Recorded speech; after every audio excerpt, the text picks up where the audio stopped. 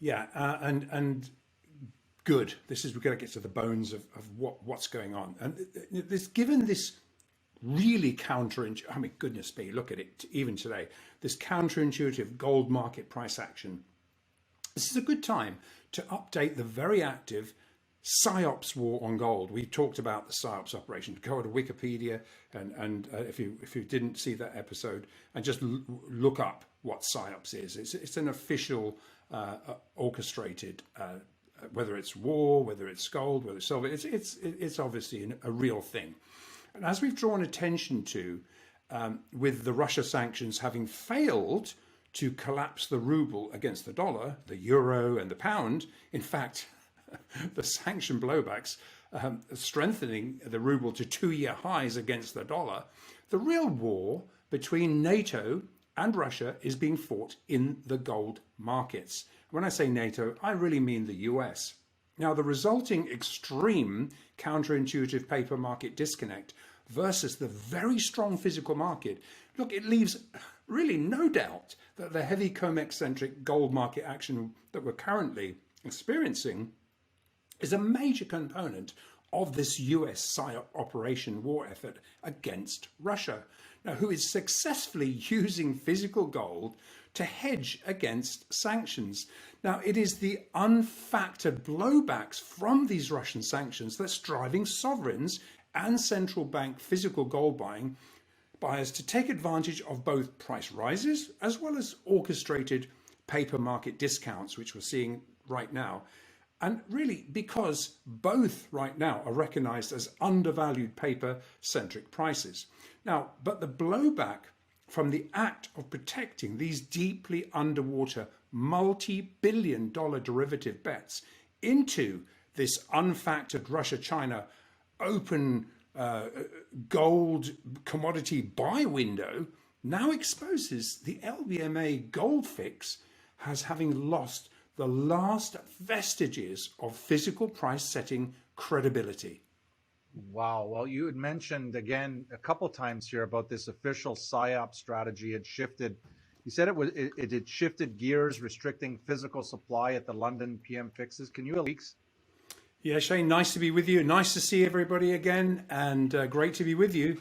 I enjoy giving these updates because it's really, what we're trying to do is bring in the wholesale market side of things. There's a technical side to the business. There is a wholesale side. And I think, giving you a read of what really we're seeing out there. But absolutely, Shane, it makes sense to start by reviewing really April. I mean, we're at beginning of May now. And April, there was a really counterintuitive Bank of International Settlements options derivative stick save effort, which really commenced really 3 weeks ago, and almost 3 weeks ago on April the 18th. You could look at any chart and you'll see that that was a UK holiday. There was no gold or silver fixes, and the pit opened, and this commencement of every single session thereafter for nearly 3 weeks, we've seen exactly the same. Now, this is not normal market behavior. So really, we have to say what's going on. Well, clearly this was a defensive move, and it's culminating actually today into FOMC uncertainty. Uncertainty is a wonderful way of moving markets, especially if you're in control of the paper side of the business. And that's today is Wednesday, the 4th of May. So tonight we have FOMC, and we think it culminates pretty much thereafter. And it's being conducted really into very thinned out holiday market conditions. The UK was on holiday, Russia's on holiday, China's on holiday. I mean, these are thinned out conditions. So the first official objective was to cap this. We've talked about Bank of International Settlements gold options expiries time and time again. But 2 weeks ago, we did say that it was going to expire on Friday the 29th. We did say that really we ought to, they want to square gold at 1920. And that's to protect a multi-billion-dollar mark-to-market event from closing offside.